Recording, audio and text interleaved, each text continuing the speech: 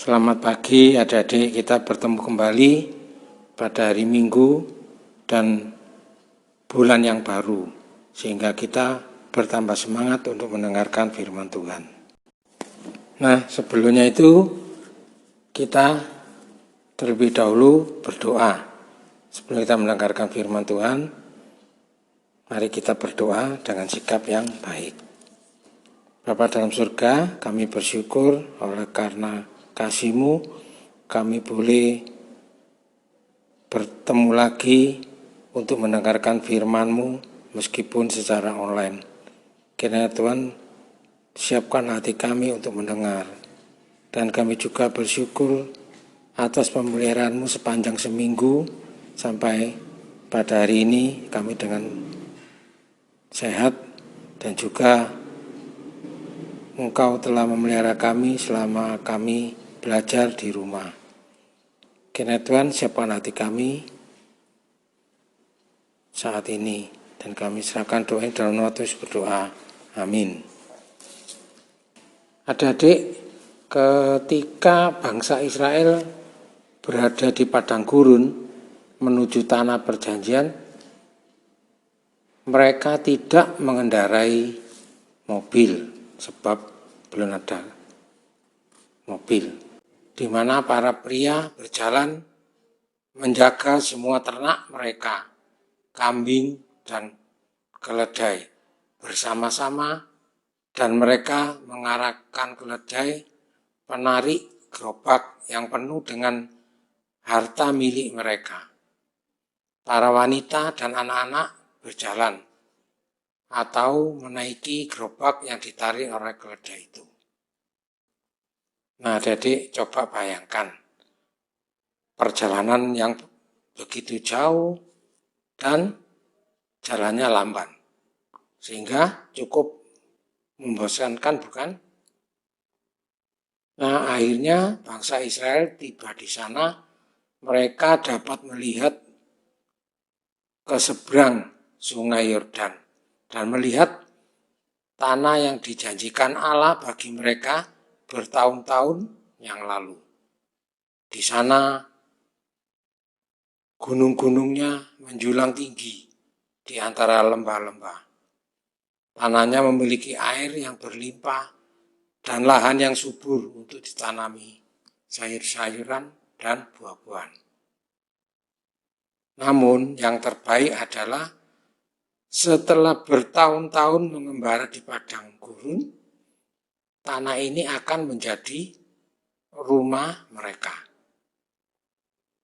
Saat mereka berkemah di tepi sungai, menunggu waktu untuk menyeberangnya dan masuk ke dalam tanah perjanjian, Musa memberikan kepada mereka suatu kabar yang menyedihkan.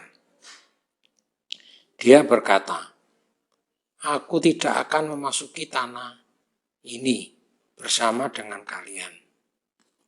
Allah telah berkata kepadaku bahwa inilah waktunya aku mati." Hal ini sulit didengar oleh bangsa Israel. Mereka pasti telah bertanya-tanya apa yang akan mereka lakukan tanpa Musa yang memimpin mereka. Tetapi Musa berkata, Allah telah memilih Yosua sebagai pemimpin baru kalian. Dia akan memimpin kalian masuk ke dalam tanah perjanjian. Musa dan Yosua berdiri bersama di pintu kemah suci dan tiang awan Allah datang dan menaungi mereka. Orang Israel mengetahui bahwa Allah telah memilih Yosua. Musa berkata kepada Yosua, "Jangan takut, karena kamu akan membawa bangsa ini masuk ke dalam negeri yang telah Allah janjikan untuk diberikan kepada mereka. Tuhan sendiri telah berjanji akan menyertaimu." Kemudian Allah memberitahu kepada Musa untuk naik ke puncak gunung. Dari sana Allah menunjukkan kepada Musa tanah Kanaan yang begitu subur. Dan kemudian Musa meninggal.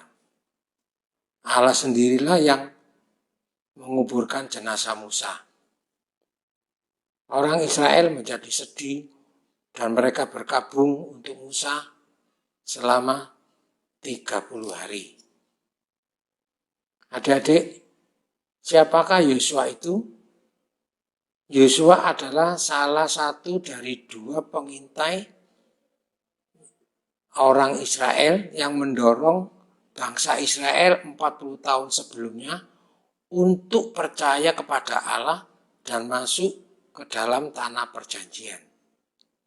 Sebagai orang yang beriman, yang juga adalah pemimpin tentara Israel, dia telah diperlengkapi untuk memimpin bangsa Israel merebut tanah Kanaan. Kemudian Allah berfirman bahwa sudah tiba waktunya untuk bergerak.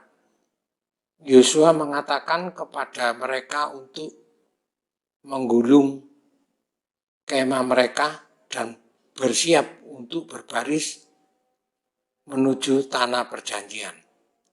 Mereka melakukan seperti yang Yosua katakan. Betapa bedanya respon bangsa ini sekarang dengan respon 40 tahun yang lalu. Dulu mereka sangat takut dan menolak memasuki tanah Kanaan karena mereka tidak percaya akan janji Allah. Tetapi generasi Israel yang sekarang ini percaya kepada Allah dan menaatinya. Yosua memberitahukan perintah Allah kepada mereka. Segera sesudah kamu melihat para imam mengangkat tabut perjanjian Tuhan Allahmu, maka kamu harus juga berangkat dari tempatmu dan mengikutinya. Tabut perjanjian adalah sebuah peti yang terbuat dari kayu yang dilapisi emas. Tabut ini tersimpan di dalam kemah suci, dalam tempat Maha Kudus. Ketika bangsa ini melihat para imam mengangkat tabut Tuhan, berjalan menyeberangi sungai Yordan, mereka ingat bahwa Allah sedang memimpin mereka. Allah memberitahu Yosua ketika para imam sampai ke tepi air sungai Yordan, haruslah mereka tetap berdiri di sungai Yordan itu. Dan itulah yang mereka lakukan. Sesudah kaki para imam menyentuh air, maka berhentilah air itu mengalir. Allah mengumpulkan airnya menjadi bendungan, sehingga tanah yang ada di depan mereka menjadi benar-benar kering. Kemudian para imam berdiri di tengah tanah yang kering, di tengah-tengah sungai Yordan. Sementara seluruh bangsa Israel menyeberangi masuk ke dalam tanah Kanaan. Setelah seluruh bangsa Israel selesai menyeberangi sungai Yordan, Yosua memanggil 12 orang laki-laki dewasa, yaitu 1 orang mewakili setiap suku, membawa batu-batu besar dari tengah-tengah sungai dan dibawa menuju perkemahan mereka. Sesudah itu Yosua juga mengumpulkan 12 batu lagi dan menegakkan semuanya sebagai tanda di tengah-tengah sungai Yordan itu, di tempat bekas berjejak kaki para imam mengangkat tabut perjanjian itu. Kemudian Yosua memerintahkan para imam keluar dari sungai Yordan. Ketika para imam membawa tabut perjanjian keluar dari sungai, seketika itu juga berbalilah air sungai Yordan ke tempatnya dan mengalir seperti sebelumnya. Tetapi umat Allah telah selamat tiba di tanah Kanaan. Ketika mereka telah sampai di perkemahan, Yosua menggunakan 12 batu yang tadi diambil dari sungai untuk membangun sebuah tugu untuk mengingatkan bangsa ini tentang apa yang Allah telah kerjakan bagi orang Israel. Yosua berkata, jika anak-anakmu nanti bertanya di kemudian hari, apakah artinya batu-batu ini? Maka haruslah kamu bercerita, memberitahukan kepada mereka, Tuhan sudah mengeringkan sungai Yordan dan bangsa Israel dapat menyeberangi menuju tanah perjanjian. Yosua menjelaskan bahwa Allah telah membuat tanah kering 2 kali, yaitu melewati laut Tiberau, yaitu yang lebih lazimnya Laut Merah, dan Sungai Yordan. Sehingga umatnya akan selalu mempercayainya dan bangsa lain juga dapat melihat seberapa perkasa Allah orang Israel itu. Nah, jadi kita bisa mengambil pelajaran, kesimpulan yaitu dari pelajaran ini, yaitu mengetahui bahwa Allah selalu menepati janji-janjinya pada kita. Dan Dia akan membawa kita dengan selamat hingga akhirnya sampai ke tanah perjanjian. Nah, demikianlah cerita kakak. Halo adik-adik. Nah, tiba saatnya kita akan bersama mengerjakan aktivitas. Nah, tadi kan kita sudah mendengarkan cerita firman Tuhan tentang bagaimana Allah, Dia sudah menepati janjinya kepada umatnya. Nah, kalau kita dengarkan cerita tadi itu mengisahkan tentang bagaimana Tuhan atau Allah, Dia menyertai perjalanan bangsa Israel. Nah, sekarang kita akan bersama mengerjakan aktivitasnya.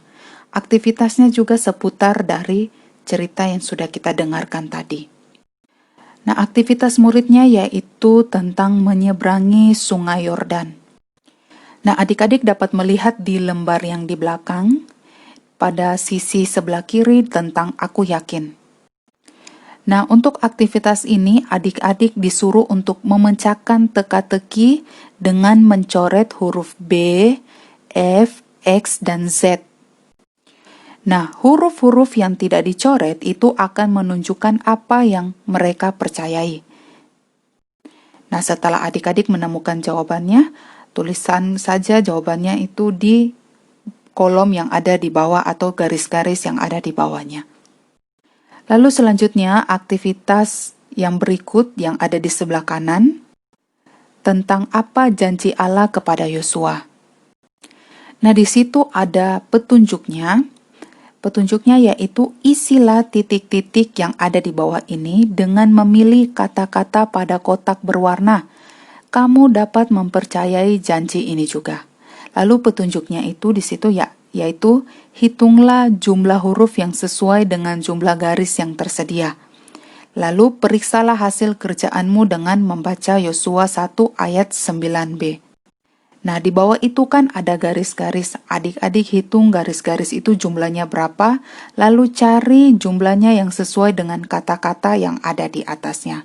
Sehingga adik-adik dapat mengisi jawabannya. Lalu kalau sudah dapat, adik-adik dapat mencocokkan itu di dalam Yosua pasal yang 1 ayat yang ke-9b. Oke, nah adik-adik kalau selesai mengerjakan aktivitas, Diharapkan supaya adik-adik dapat memfoto aktivitasnya, lalu dikirimkan ke grup, karena kakak akan menuliskan absen siapa saja yang mengikuti ibadah sekolah minggu pada hari ini. Oke? Nah, sekarang kita akan mengakhiri ibadah kita. Untuk itu, kakak mau ajak kita untuk berdoa terlebih dahulu. Ayo lipat tangannya, tutup matanya, mari kita berdoa. Ya Tuhan, kami bersyukur karena Tuhan telah menolong kami untuk belajar firman Tuhan. Kami belajar tentang pengalaman bangsa Israel yang Tuhan pimpin, mulai dari mereka keluar dari tanah Mesir sampai mereka memasuki tanah perjanjian. Kami percaya Tuhan bahwa apa yang Engkau janjikan itu pasti akan terjadi, seperti yang telah Engkau lakukan kepada bangsa Israel. Demikian juga kami percaya bahwa Tuhan juga akan menepati setiap janji Tuhan di dalam hidup kami. Terima kasih Tuhan, sertai dan pimpin kami di sepanjang hari ini. Di dalam nama Tuhan Yesus kami berdoa. Amin. Nah, kebaktian sekolah minggu kita telah selesai. Selamat hari Minggu, Tuhan Yesus memberkati. Dadah!